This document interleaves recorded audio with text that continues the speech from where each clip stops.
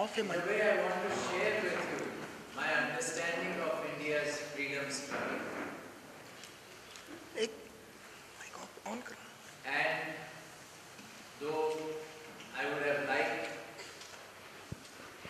I would have liked more time, I'll try and limit myself. I've been told 20 minutes. I was asking you for a little more. Thank you.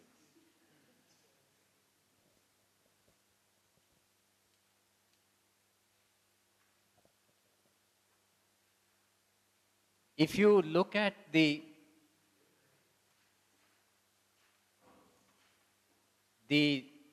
what distinguishes the British period from all the other periods of Indian history is that the British never planned to come, conquer, and stay. Everybody else came and they stayed. The British never planned to stay. They never wanted to become part of India. The others came, stayed, became part of India. When the British came, initially, अगर आप Warren Hastings के essays and writings पढ़ें, Warren Hastings is full of praise for a lot of things that he saw here, particularly the administrative system. He said that there is a lot to learn. Many British administrators who came here initially were fascinated with the productive potential of India. ऐसे ही तो नहीं हमको कहते थे सोने की चिड़िया. India had one of the most productive populations anywhere in the world.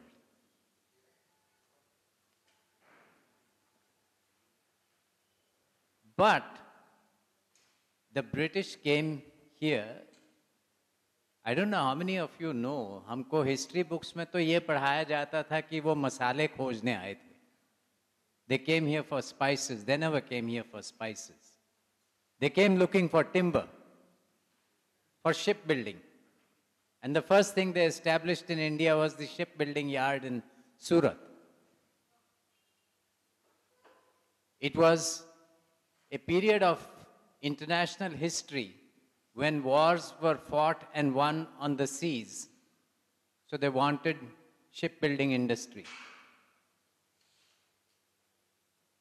After the Crusades and the 100-Year Wars in Europe, there were very little forests left in Europe. So Columbus went all over the world looking for timber for Spain. Vasco da Gama went looking for timber for Portugal. The British and the Dutch also came out looking not for spices but for timber. Anyway, I'll skip all that period of history because I have less time. And all I'll say is that we came under the crown in 1857, and the first voices for freeing ourselves from the British yoke came in 1860. Dadabhai Nauroji wrote about the drain theory and how the British were decimating India's industrial base. The tremendous artisanal industry of India was being decimated to supply labor for the expansion of the railways, the expansion of indigo cultivation, the expansion of sugarcane cultivation outside of India, and replacing it with the manufactures of the Manchester mills. So it was a dual purpose, and Dadabhai Nauroji was the first to raise his voice in a very reasoned analysis, which he called the drain theory. Thereafter, for the next 50 years, we see a very gradual growth of a yearning for independence. which takes the form initially of writings against the atrocities of the British Empire. Surendranath Banerjee in Kolkata, Ranade in Maharashtra, and a very amazing personality, Jyotiba Phule, who on one side is talking about women's emancipation, and on the other hand is also telling us how the takeover of the Indian natural resources, particularly our forests by the British, is one of the worst crimes that human beings can commit against other human beings. But essentially, this kind of yearning for independence was still very limited. It was still, people were still talking about greater autonomy as part of the British Empire. So even the establishment of the Indian National Congress and the emergence of various nationalist leaders, whether they were Lajpat Rai in the north, Tilak in Maharashtra, Aurobindo in the east, all of them were still thinking within the framework of the British Empire. Gandhiji saw the functioning of autonomy within the British Empire in South Africa, and he realized that this would never be a solution for India. But Gandhiji came here and was still trying to acquaint himself. He had begun to do some of his experiments to see what might work in this country. And his first 10 or 12 years are involved in that experimentation. What he wanted to do, he was very clear. Took him 10 days, I think from 13th or 14th of November to 23rd of November, sailing on a ship. He puts down his entire understanding of life and existence as a society in a little booklet called Hind Swaraj. Amazing little book. And time again he refers to what he has written in that book as being a guide for his activities. It was in 1929 at the Lahore Congress where finally a decision was taken that we will move ahead for complete independence. On the banks of the Ravi River, Jawaharlal Nehru, about 40 years old, issues the call for Purna Swaraj, total freedom. And the Congress Party volunteers are told, you go out into the countryside, talk about Purna Swaraj with the people of India, and see if they are willing to support this. Are they willing to fight for complete independence? 1 month's time, we will come back and we will take a final decision. 26 January 1930, people come back with an endorsement for a struggle for Purna Swaraj, complete independence. And that's why we celebrate Republic Day on 26 January. Now, lots of people, for the first time, the independence movement became democratized. The common people began to participate. There were some moments in history before that. The Swadeshi movement around 1905 after the Bengal partition, common people participated, but not for too long. Now an oath is taken that we will not rest until we have complete freedom. How did this happen? Certain promises were made. How did people join? People joined because there were promises made that when India becomes free, this is what will happen. And there were three types of promises. There were three promises. There was the promise of political justice, social justice, and economic justice. India will be a nation where these three justices will prevail. What was the political justice component? First idea was equality before the law. Every citizen will be subjected to the same set of laws, no differences. And the second one was equal right to vote. Now, it may appear कि इसमें क्या बात है? ये तो given है, सबको बराबर right होना चाहिए. It was not so simple when this decision was made. You must remember that in Switzerland, women got the right to vote only around 1975. In the US, the land which calls itself the first democracy in modern times, women got the right to vote around 1920, 150 years after independence. And here is a nation which says, we will give equal right to vote from day one. There were lots of people who thought, this is not possible. We are dreamers.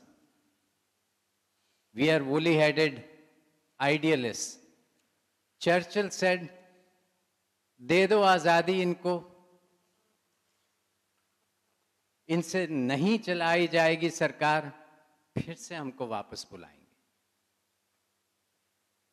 People said, Nehru is a dreamer. He's not realistic. People are illiterate. How are they going to vote? Very simple solution. Instead of writing people's names, put a symbol next to the name, and people can recognize the symbol and can vote for a symbol. People said, India is not a nation. It is a collection of so many nationalities, so many ethnicities. ये तो देश एक देश रह ही नहीं सकता है. And there are a couple of grey-haired people. I see Amir Bhai over here. I see this gentleman over here. You will probably recall in the 50s, the newspapers were full of this phrase called Fissiparous tendencies. India will fly apart. We will not remain as one country. इसमें इतने pulls थे in different directions that we will not stay united. There will be many more countries coming, and we saw this happening later. But we persisted with this great experiment of democracy. In those days, many of my friends and I, influenced by a lot of literature emanating from the West, used to worry about the takeover of the world by totalitarian governments. Russia बहुत बड़ा हवा था. The march of communism was a scary march for many people. nobody ever imagined that USSR would break up. There was no talk of USSR breaking up. And what does history tell us today? India is still one country. There is no USSR left. So, very often, those of us who are comfortable in life, well fed, well educated, good incomes, we say, क्या है vote में? वो तो एक रात पहले वोटें तो खरीदी जाती हैं. There are vote banks. People vote according to caste. People vote according to religion. इसमें क्या है क्या? 87, 88, there was a big drought in India. And some of my friends were traveling through the villages of western Rajasthan in the desert area, trying to understand the impact of the drought. So in one village, a discussion started, and there was an old woman who was from the scheduled caste, and somebody asked her, is this a good period for you, or was the earlier period when you were under the Raja, was that a better period for you?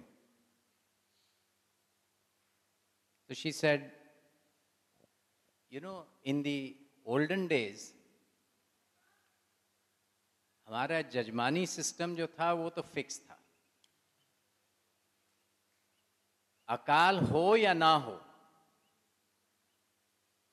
जिस घर में हम काम करते हैं वहां से एक बोरा अनाज तो मिलना ही है हमको. So it didn't matter to our families whether there was a drought or not, because we gave our services to certain families in the village, and those families had to give us a bag full of grain, and our food was not affected. So somebody said to her, then that was a good period for you. And she says, no. Why? तब हम सरकार नहीं बदल सकते थे. आज हम सरकार बदल सकते हैं. अगर हमको सरकार पसंद नहीं आती है, हम उसको बदल सकते हैं. An amazing reflection of the value of the vote. I saw it with my own eyes in 77 as I traveled in Bihar. Lots of people in the villages were telling me that they would vote against the Congress party, against the emergency. They felt that their rights had been affected. And I've seen this happening again and again. So the whole experiment of democracy and giving an equal vote to everybody, even if we don't appreciate it, is one of the biggest achievements of this country. Social justice. We talked about the abolition of the caste system. Now, it's a bit of a tall dream to think that a human system, a system created by human beings, which has survived for almost 4,000 years or so. I don't know of any other system created by human beings that may have survived so long, okay? You can't abolish it in 50 years or 100 years. But what the government was only promising was that in any government enterprise, in any government initiative, nobody will be discriminated on the basis of caste. That's all that it meant. There was the promise of equality of religion. And it's another amazing aspect that in India, unlike England, में secularism meant separation of the church from the state. Here, secularism means equal respect for all religions. All of them can flower, all of them can function, and there will be equal respect for them. And finally, there was the issue of gender equality. These were the three social justice promises. And that was partly reflected in giving an equal vote to the women. But for most of us who are gathered here, I think you would be interested in knowing what were the two promises of economic justice. The first and the most important promise was that land will be given to the tiller. And that promise was one of the first promises to be fulfilled. I think it was 1952 by the first elected government of India when they introduced the Zamindari Abolition Bill, which became an act later. It was passed by Parliament. And land was freed up from Zamindari to be given to the tillers. And the second promise of economic justice was that the government would promote Indian enterprise. At the time of independence, there was hardly any Indian enterprise. Most of the enterprises were British enterprises. And this is why institutions like the IITs were created. When it became clear around the mid-40s that India was going to become independent, then the Sarkar Committee was set up. The Sarkar Committee said that India will require Indian scientists and Indian engineers to run Indian enterprises. Therefore, we must have new kinds of institutions, and the IITs were created in the 50s. Now, when we look back at this set of promises, what do we see? I would say that there are tremendous achievements. The biggest achievement, of course, is that we are still a functioning democracy. Deeply flawed, no doubt about it, but still functions. If governments do not deliver, they are thrown out. New people are brought in. There is tremendous unity in diversity. Even though I sometimes do believe that we are becoming a less tolerant society now, but still, the diversity of this nation is not diminished to a large extent. Democracy has only deepened. Today, as one parliamentarian described, a Balkati aurat from a Harijan community can dream of becoming the Prime Minister of India.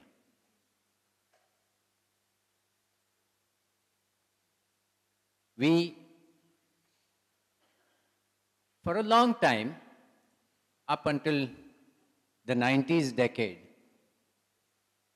we were considered as one of the leaders of the developing nations in this world. Tremendous respect for the moral stands that we took. And throughout international negotiations, the developing world would look up to India for leadership.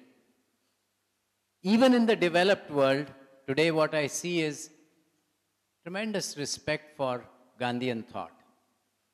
The study and practice of Gandhian thought is far more serious outside of India than in India.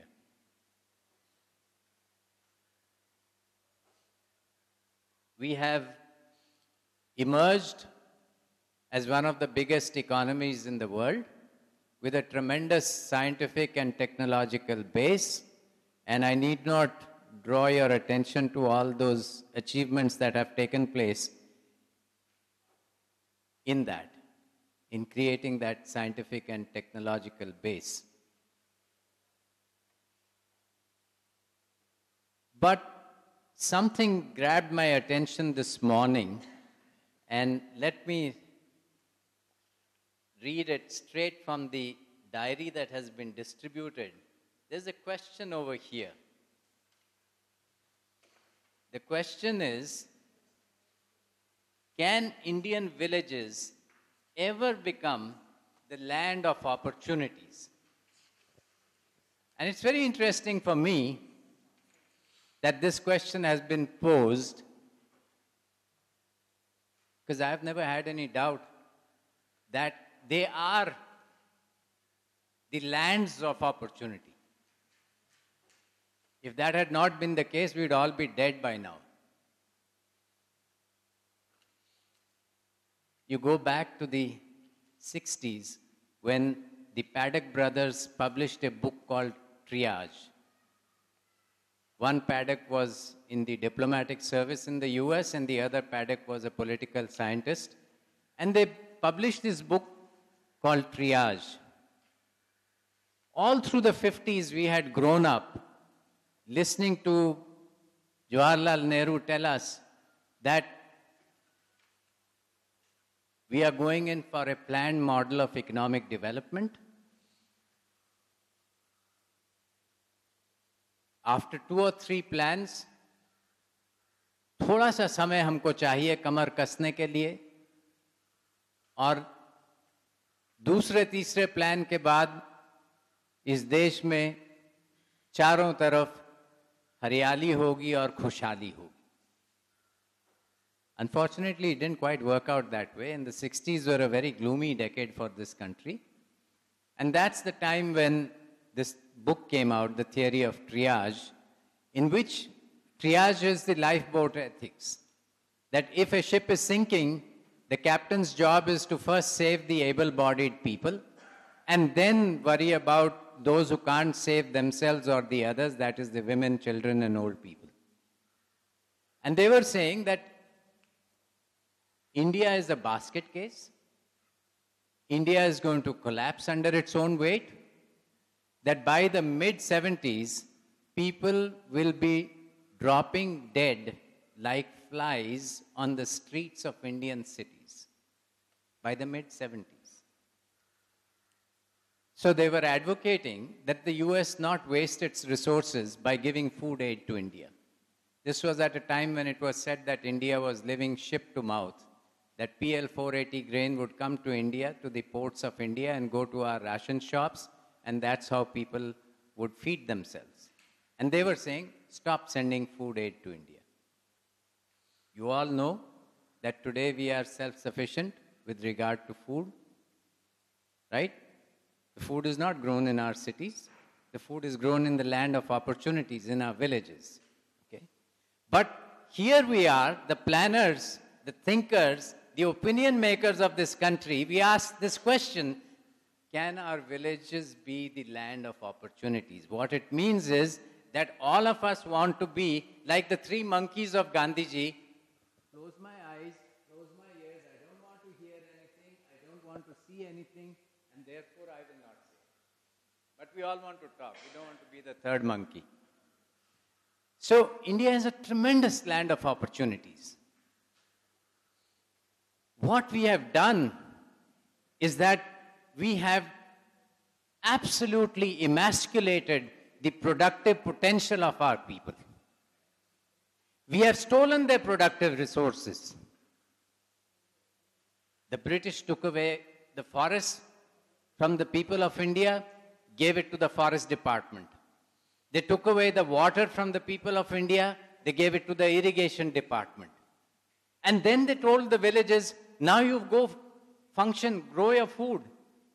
You cannot do agriculture without good forests, without fodder, without cow dung as fertilizer, without water. You cannot do agriculture.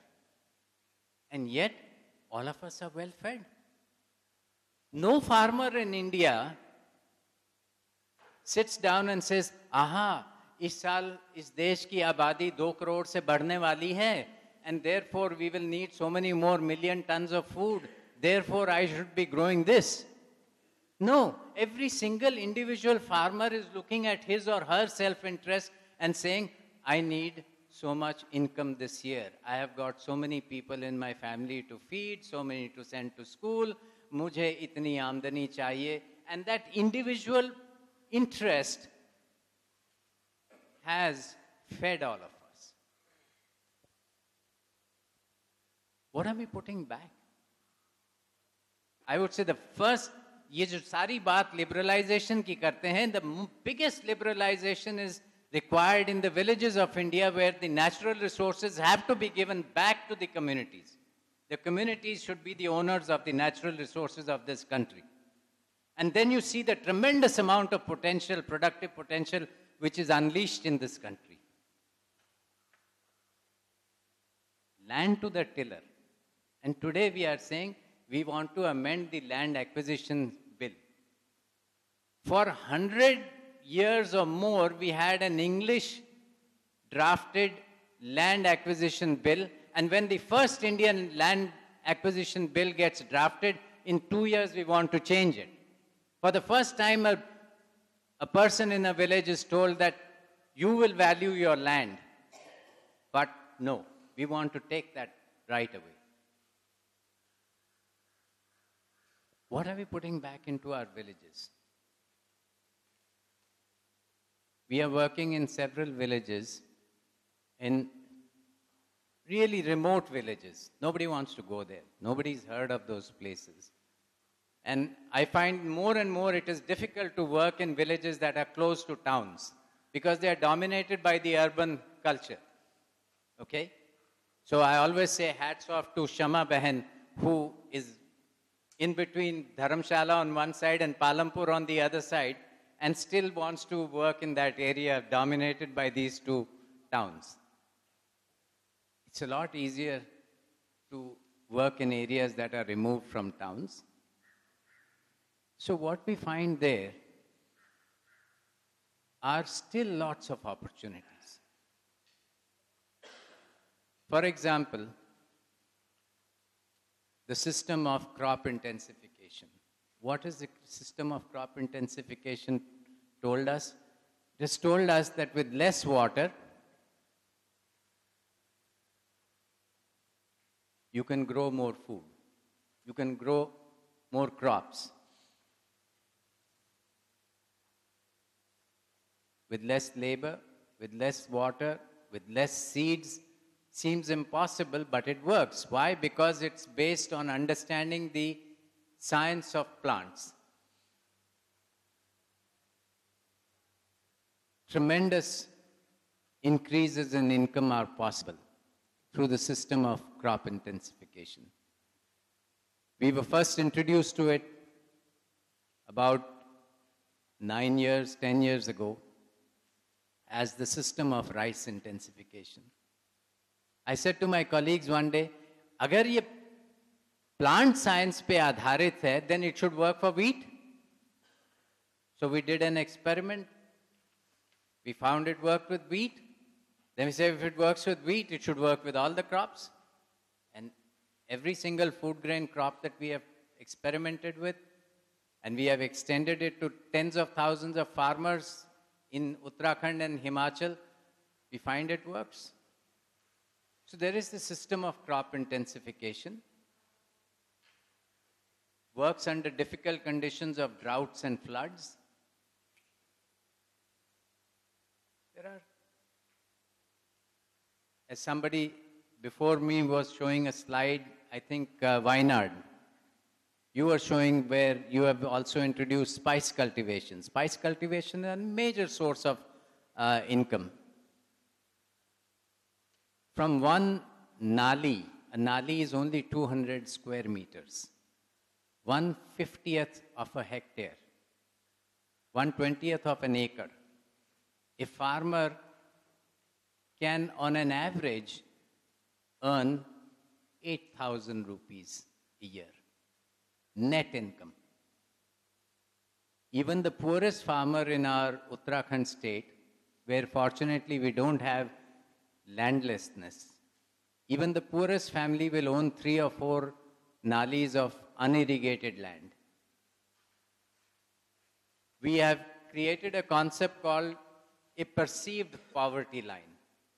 We hold village meetings. We ask people to define their minimum needs, whatever they consider essential, not just what will fill their stomach. If they think that they have to hold such and such festival and pay the pandit so much in a year, okay, count that as a minimum requirement.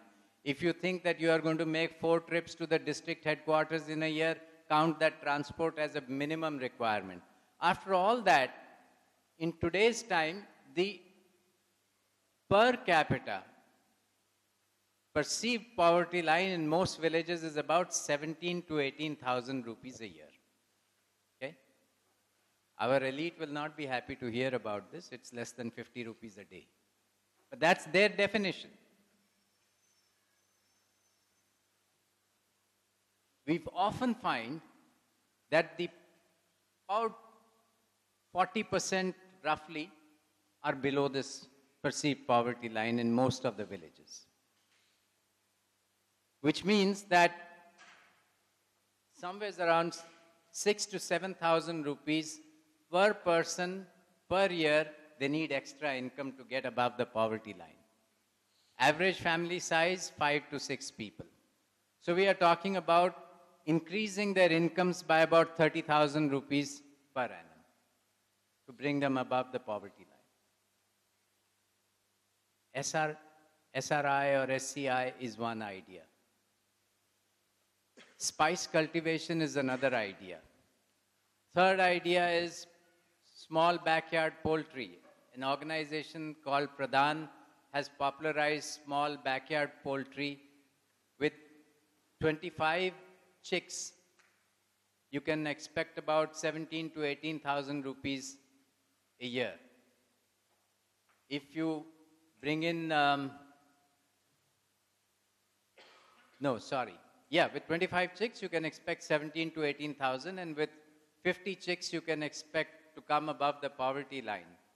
Introduce vermicomposting, introduce polytunnels, and suddenly your agricultural income goes up. So there is no reason to be poor in this country. The only reason there is poverty in this country is because government has emasculated the productive potential of India. And that is what we need to fight for. We need to recall those promises. And each one of those promises is critical for the growth of this country. Thank you.